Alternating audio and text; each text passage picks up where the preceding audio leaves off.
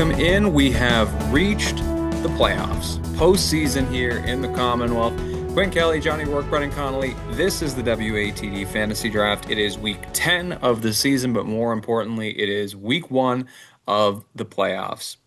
We've got 25 South Shore teams, or local teams, I should say, in the playoffs this year. So a lot of guys to choose from. Our draft boards reset players eligible who have been picked once to be picked again, and everything opens back up as we get ready for what should be a really, really fun playoff run to come here. A ton of good teams, uh, ton of teams that look like they're legit title contenders. Three number one seeds here on the South Shore, a top three seed or a top four seed, I should say, in every single division. So we've got at least one team in every division 1 through 8 who is not going to have to play a road playoff game on their way to potentially reaching Gillette.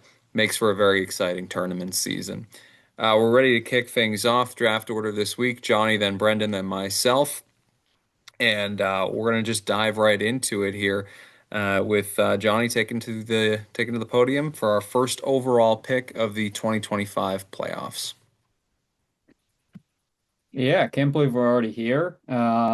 It's kind of a hard pick right now. I feel like the Yeah. board's so open that I'm a little bit uneasy at what I'm about to do. I think at a certain point you just got to start with some of the big hitters. I'm gonna go quarterback right off the rip. I'm gonna go to D5, not necessarily a top four seed, but a team that is undefeated. I'm gonna go with Hudson Garrity right off the jump. I think it's a fun matchup for them. I just think he is a guy that has silenced, some of the doubters here and his first season. I mean, he's a tremendous talent. I think there was some question marks as to how he would do, on a bigger stage, and he's delivered for them. And I think it's a matchup that the Hanover matchup for them looms large for both schools. So I need Hanover and Archies to kind of lock in and take care of business in round one and give us that in round two. But I'm going to go with Hudson in round one. I think what they've done at Archie's is really, really, really cool, and he's a big part of that. Yeah, couldn't agree more. I think he's a guy that's, over delivered, right? And not that anybody ever doubted necessarily the talent, but to your point, Johnny, I think it's how do you make that leap into high school football? And he's done it seamlessly. He seems to just be getting better and better.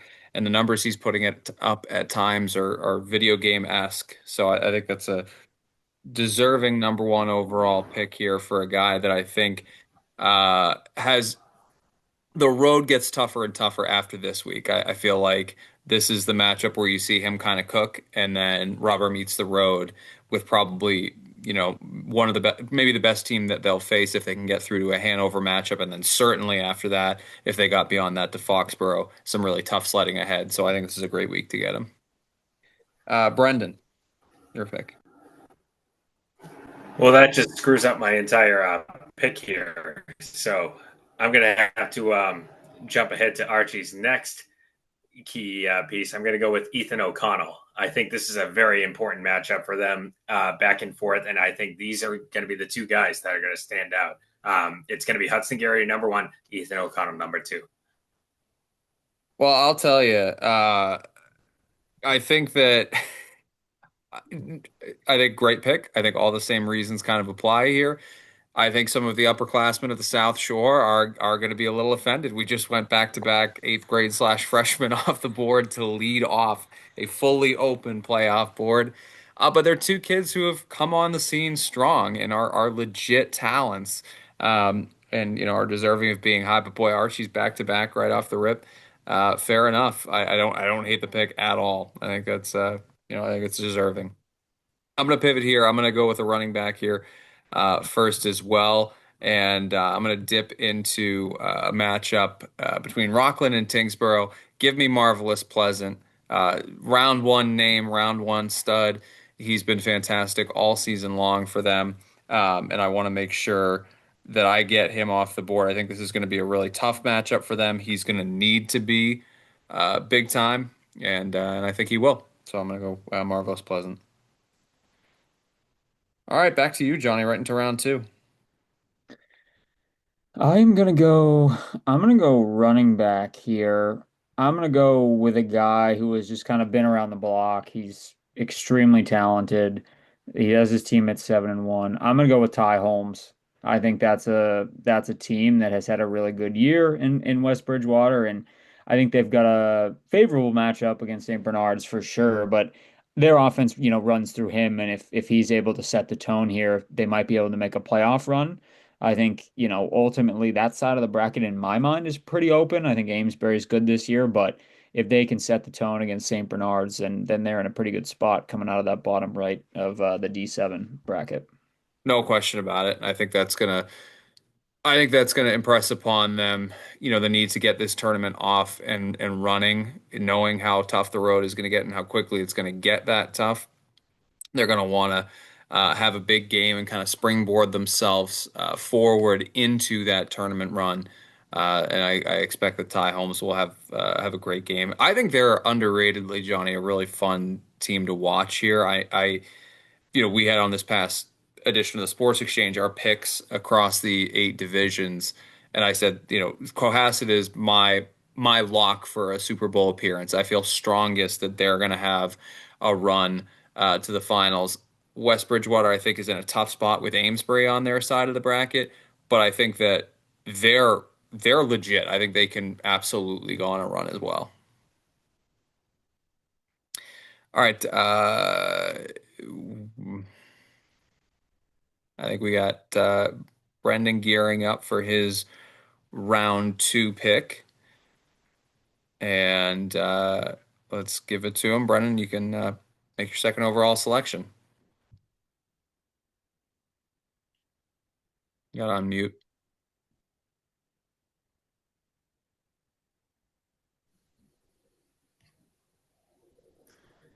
Apologies for that, boys. My Oh, good. computer happened to die on me at the bad second. I'm going to go with Johnny Donovan out of Situate. Yeah, I think, listen, we're told it was kind of a precautionary measure that Grayson Foley was kept out of the game against Hanover, be that as it may. I think they could take as a precautionary measure an extra game for him against Tantasqua. And I think that puts a little more on the shoulders of Johnny Donovan, makes it a little bit more likely that they're going to be looking to move the ball through the air. I think somehow their passing game has become a little bit underrated. I think Johnny's a fantastic pick. That's going to wheel it to me. I'm going to dip into the running back room, and I'm going to go with. I think this is a tough pick between a couple of guys that I want to go with here. I'm gonna go to Jonas Alla. I'm gonna go to Jonas Alla from Quincy. I think this matchup against Chelmsford is favorable for them, an opportunity for them to kind of show that they're gonna be a player in this Division Two field. I love them getting a home playoff game. I think the environment in Quincy is going to be hopping. I think Jonas has had a great season, and I think he has another big game for him. So I'm going to go Jonas Alla. All right, Johnny, round three. Yeah, he was one I was eyeing as well. I'm just gonna rip running back again, close out that room. I'm gonna go to a team that's on the road, started out hot, kind of tripped up, but I'm gonna go Tyler Munchback from Weymouth. I think that's a tough one for them. I think Natick is a very good team. They're having to go on the road. Weymouth's in that interesting spot of no matter how good their season is, they're in Division One, so they always are going to have a very tough first round playoff match, and this is no exception to that. But I just feel like that offense needs to perform well, and Tyler's one of those guys that's going to have to shoulder that burden when they go on the road at Natick. So, if they're going to come out victorious, he's a guy that's going to have a really good game. A little bit of a mind meld here going on with you and me. That was who I was debating between Jonas or Tyler, and I think all those reasons are sound. I think they've got a really tough matchup. I think they're still going to perform in this one. I think there's a little bit motivation coming off of a bad week 8 perform or week 9 performance, bad final game of the season to that slid them down a little bit. They go up against a Natick team that's also coming off a loss to Milton, showed a little bit of fallibility. That's a team that Weymouth beat, so maybe it's not as predetermined as we might think it is. I think Tyler has a great game either way. So I think it's a good pick, Johnny. All right, Brennan, round three. All right, now that we're fully back on the juiced, I'm going to go with Gus Green out of Cohasset. I think this is a good matchup for them going up against the 16 seed in Leicester. And I feel like Cohasset's going to just take the lead early on, and they're going to rely on him heavily in this game. Yeah, no question about it. I think he's going to put up big numbers early in this game. I think they're going to, as you said, Brennan, take control, and then it's just going to be cruise mode there. And he's going to get the benefit of when they're trying to run some clock out, he's still going to be the one touching the ball. So I think that's a good pick as well. All right, I'm going to put the first wide receiver on the board here, and this leaves things wide open for me. So I am going to go into the Duxbury Holliston matchup. And this is tough because it's always a question of who's going to be the guy that gets the ball here. I'm going to go with Nate Reed. I'm going to go with Nate Reed here from Duxbury. I think that any one of their big targets could end up being a factor in this game. But Nate's the guy that I'm going to put on the board. So there it is. All right, Johnny, round four, lead it off. Yeah, I need to dip into the receiving room as well. It's always a balance to try to figure out who's going to maybe be there for you next week, but I'm going to go Chase Bailey from Hingham. Hingham obviously a high seed this year. They've had a really good year. They got a favorable matchup against Minichog. I think they should be able to take advantage of that. Hopefully they're going to go through the air and hopefully they go to Chase, but that's a pretty deep wide receiver room as well from Hingham, so it's kind of a pick 'em from a couple different guys. But Chase has had a good year and I think that'll continue. Super impressive on Friday night in our South Shore game of the week. I mean, everybody kind of turned it on for Hingham late in that game, but Chase was really, really impressive in that one. And I think senior season, last go in the playoffs, obviously a lot of hype for this team. I think that's a really good call, Johnny. Brendan. Honestly, this is tough here because I have to get a wide out, and I think this is going to be a good game right here. Malton Catholic versus Marshfield is going to be my upset watch of the week, and Ooh. I feel like Marshfield is going to have to pass the ball. They're going to have to pass the ball in this game to stay alive, and I'm going to go with Aiden Summers. I feel like they're going to put up big numbers. It's going to be like a 28-25 game, I think. So I think Aiden's going to put up some numbers in this one. Not where I had you going with that one, but a game that I had my eye on as well. Boy, I hate to hear you putting them on upset alert. I hope not. We're gonna be on hand for that one. Looking forward to it. I think it's an important game to get rocking here for Marshfield. So I hope we're watching a big game from Aiden Summers. All right, that brings it back to me, and I got to go into the wide receiver room again. I'm going to hold off on quarterback for a little bit here, and I don't know if I want to double dip into that Marshfield game, but I just may, given where I'm going to go. I think eventually at quarterback. Let me just think through this, fellas. Um, yeah, I'm gonna do it. I'm gonna double dip in that Marshfield game. I'm gonna take Luke Richardson. Um, I think that yeah, I think all of those reasons that we talked about here. I think this is a game you're gonna see Marshfield pass in. Luke is their best deep threat, I think, and hopeful that he's gonna be on the receiving end of a big or on the end of a big game. So I'm gonna go with Luke Richardson. All right, Johnny, a final wideout for you. Yeah, I'm gonna go to this is an intriguing game for me. Plymouth North Wellesley, the 8-9 in D2. I'm gonna go Liam Joyce. I think that's a good matchup. I think that's a matchup that could inevitably be a little bit high scoring. I think they're gonna have to throw the ball at times. So Liam obviously being one of their main guys, I think he's going to be one that they look to do that with, get him involved in a couple different ways, and ultimately, the upset. But with an 8-9, both 4-4 teams, it's kind of a pick 'em in my mind. But Liam's going to play a big role in that.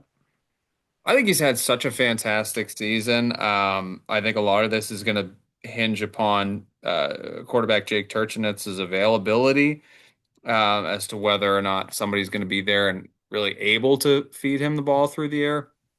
But one way or another, they're going to have to pass in this game, and either he's already Jake's top target and he's going to have a great game by virtue of that being the case, or he's going to be somebody's security blanket. So I think that's a great pick, Johnny. All right, Brendan, you need to close out your wide receiver room as well. Is less of a upset alert. I don't think there is an upset alert in this game. I'm going to go with the Abington Triton matchup, and I'm going to go with Kingston Maxwell. I feel like Abington is going to rely heavily on the passing game in this one to start until they get a big lead because they're still resting some of their big guys. I think Kingston Maxwell is going to be one of their main stars to lead in this one. I I think they're great. I think they're going to put up some points. I think the rub on this pick is I personally would be a little bit surprised if they were heavy in the air in round one, just because I don't know that they'll need it. But if they are going to go to the air, I think Kingston will be a big piece of it. They haven't gotten him as involved in the last couple of weeks. So the flip side of what I've just said is they could use this as an opportunity to get him going because they're going to want him ready to go coming down the stretch run. So I think that works for me, Brendan. All right, that brings it to me. I need a quarterback here, and I'm going to dip into the BR matchup. Give me Jack Lambert. I think that they've got a tough road ahead in that D2 tournament, but I like where they're starting. I like Jack to have a really good game right off the bat, and I'd like to get him on the board. So I'm gonna go Jack Lambert as my quarterback this week, and that brings us into the final round. Everybody in need of a defense. Johnny, you can lead things off. I hesitate to go with them given what they did the one time I was in house, but I'm gonna go Hanover. I think that's a good matchup for them against Weston. Weston's a good team, but I kind of expect Hanover to take care of business. Ultimately, the game I'm referencing is the game they gave up 40 to Pembroke, who then didn't score for about 3 weeks. But I think they've figured some things out defensively. I think again, when I picked, Hudson Garrity for Archie's, they got to make sure they focus on Weston. You can't be focused on that inevitable 3-6 with the Landolfi storyline with Sully Cody in the mix. But we have to focus on the Weston offense here, and I think Hanover will lock in. Yeah, I think that's a good pick. I think they're gonna. Yeah, and frankly, I mean, conditions being what they were, they had put forth a really good defensive effort against Situate. Again, I know no Grayson Foley, I know the conditions, but I thought they were really great. I think their defense is peaking at the right time, and I think that round one they're going to look to make a statement. So I think that's a good pick, Johnny. Brendan, defense for you. I'm just going to go with Cohasset here, number one versus number 16. You can't go wrong there. And I feel like the Skippers are going to try and start their playoff run with a big win here. I'm going to go with the Skippers. Yeah, I think that's a great pick, Brendan. No question about it. Easy kind of bet going on a number one seed. They're probably going to have themselves a good performance, so I like it. I am going to close out the draft board, and I just want to confirm what my line of thinking is. I am going to go. I don't believe we have anybody off the board for them. I'm going to go. I'm going to go Milton here. I'm going to go Milton. I think that they are playing inspired football right now. Huge game for them last week against Natick. Big statement win. And I think that this is going to be, a run for them through this tournament where they're going to need to stack results. They're going to need to play really good football. We're hopeful that we see that semifinal between they and Barnstable. I believe that's what it's lined up for. Or no, I'm sorry. I'm thinking Bridgewater Random and Barnstable. D3 tournament. I just think that we know how loaded this field is. We know how top heavy this field is with KP sitting at the very top of it, Milton being on the other side of it. Opportunity for them. Am I not? Now I'm second guessing myself. Is Barnstable the 2 seed in that field? Uh, They are. They are, yeah. Okay, so we're looking forward to that potential Milton Barnstable game. Barnstable did also go down to D3. So I just think Milton's playing great, and I'll just leave it at that. I think they're going to have a good performance here in round one of the playoffs. All right, so that closes it up. Let me quickly run through the board here. Johnny out of the top spot took Archie's quarterback Hudson Garrity, his running backs West Bridgewater's Ty Holmes, and Weymouth's Tyler Munchback, his wide receivers Chase Beagley out of Hingham, and Liam Joyce out of Plymouth North with the Hanover defense. Brendan out of the 2 spot, Johnny Donovan Situate quarterback, running backs Ethan O'Connell out of Archie's and Gus Green out of Cohasset, Aiden Summers, wide receiver out of Marshfield, and Kingston Maxwell, wide receiver out of Abington with the Cohasset D. Out of the 3 hole, I took quarterback Jack Lambert out of Bridgewater Raynham, my running backs Marvelous Pleasant out of Rockland, and Jonas Alla out of Quincy, and my wide receivers Nate Reed out of Duxbury and Luke Richardson out of Marshfield with the Milton D. All right, that'll do it. We will be back for round 2 of the playoffs with another WATD Fantasy Draft. Don't forget to like and subscribe to the WATD Sports YouTube. We'll have content for you here as well as on Twitter. All playoffs long, so stay up to date. And don't forget 959watd.com. Go to the sports page, plenty of good stuff there as well. For Brennan and Johnny, I am Quinn, and we will see you next time on the WATD Fantasy Draft.